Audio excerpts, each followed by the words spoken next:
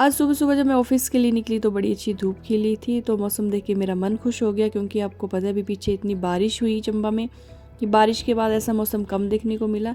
फिर यहाँ पे चहल-पहल देख के मुझे याद आया कि आज तो यहाँ पे लोकल फेयर छिंज मेला है, तो चहल-पहल देख के मेरा और मन खुश हो गया। यहाँ पे देखो ये अंकल ने मुझे आवाज़ दी और मेरे साथ बात की, तो इन्होंने मिठाई की दुकान खोली हुई थी, ये मेरी पहचान के थे।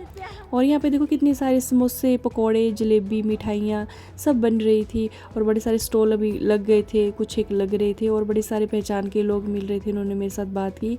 यहाँ पे ग्राउंड में देखो छिंज प्रतियोगिता से पहले ये बाकी प्रतियोगिताएं भी होती हैं, ये वॉलीबॉल का मैच लगा हुआ है और यहाँ पे अनाउंसमेंट्स वगैरह हो रही है और भी बहुत सारी प्रतियोगिताएं अभी होने को थी। और यहाँ पे मैं आराम आराम से जा रही थी, मैं देख रही थी कि लगा क्या क्या है, बने क्या क्या है।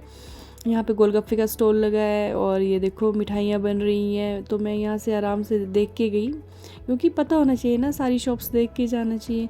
और यहाँ पे देखो जलेबी बनी हुई है और यहाँ पे कपड़े की शॉप भी आज खुली हुई थी, ये शायद पहली बार खुली है, मैंने अभी देखी, इतना मुझे आइडिया नहीं है, बस मैं 1-2 साल से ये फेयर यहाँ पे देख रही हूँ। तो यहाँ पे अभी और ज़्यादा रौनकें होनी थी, बहुत सारी शॉप्स और लगनी थी, तो मैं फिर धीरे धीरे अपने ऑफ़िस में चली गई। थोड़ी देर मैं काम कर रही थी, फिर उसके बाद बाहर आके देख रही थी कि क्या चल रहा है, क्योंकि ऐसे है ना भीड़ भड़ाका यहाँ पे बहुत कम देखने को मिलता है। यहाँ पे ये देखो फ़ालूदा वाली वैन भी आई थी, तो मैंने बोला एक फ़ालूदा मैं भी ट्राई कर लेती हूँ।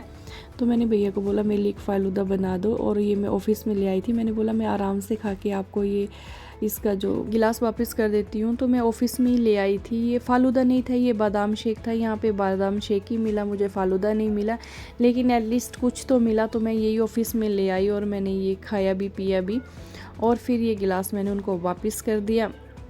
तो यहाँ पे ना बड़े कम ऑप्शन मिलते हैं, इतना बड़ा मेला भी नहीं होता, लेकिन एटलीस्ट कुछ तो मिल रहा है यहाँ पे, थोड़ी बहुत तो रौनकें हैं, मैं यही देख के खुश हो गई थी।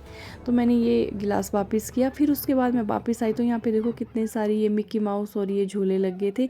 पता नहीं बच्चे इस पर क्या उछलते रहते हैं, मुझे ये समझ नहीं आती। मैं हर कहीं मेले में देखती हूँ बस बच्चे इसमें उछलते रहते हैं, उनको पता नहीं उछलने का क्या मज़ा आता है इसमें, मुझे ये समझ नहीं आती।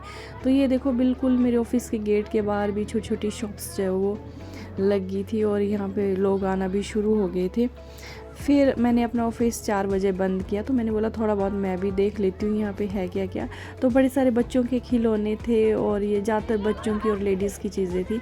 फिर मुझे ये की चेन बड़ी अच्छी लगी, तो मेरा मन कर रहा था मैं इसे ले लूँ, तो मैंने ये ले ली अपने लिए। फिर यहाँ से मैंने जलेबी वगैरह ली, फिर मैंने बर्गर खाया और ये एट लास्ट मैंने ये आइसक्रीम खाई और मैं यहाँ से निकल गई। फिर यहाँ पे कुछ काम था, मेरे साथ जो थे उनको अपना बच्चा लेना था, तो यहाँ पे मैं आ गई। यहाँ पे छिंज प्रतियोगिता हो रही थी, तो बड़े सारे यहाँ पे पहलवान वगैरह थे और लोग देखो कितना ज़्यादा, और यहाँ पे देखो ज़्यादातर जेंट्स ही इकट्ठे थे क्योंकि यहाँ पे कुश्ती या दंगल जिसको बोलते हैं वो चल रही थी। और आपको पता है ये मेला कुश्ती प्रतियोगिता के लिए ज़्यादा फेमस है, दूर दूर से पहलवान यहाँ पे आए हुए थे और ये एक मनोरंजन का माध्यम बना हुआ था पूरे छिंज मेला में, क्योंकि आप देखो सबसे ज़्यादा जो जेंट्स का रश था वो यहीं पे था। ढोल नगाड़े बजने की आवाज़ आ रही थी, पहलवान की शारीरिक क्षमता और साहस की परख की जाती है, फिर जो भी विजेता होता है उसे सम्मान के तौर पर इनाम दिया जाता है। उसके बाद हम वापस आ गए थे क्योंकि जो मेरे साथ थे उनके बच्चे ने भी आइसक्रीम खानी थी। फिर उसके बाद वापस घर के लिए जा रहे थे, तो मुझे ये कचालू का स्टॉल देखा, तो मेरा मन कचालू का खाने का कर गया। तो मैंने बोला यार खा लेते हैं, कितने दिनों बाद कचालू देखने को मिले। तो मैंने ये कचालू खाए। फिर उसके बाद बस शाम होने वाली थी, तो मैं वापस आ गई अपने रूम की तरफ। बस इतना सा मेरा छिंज व्लॉग।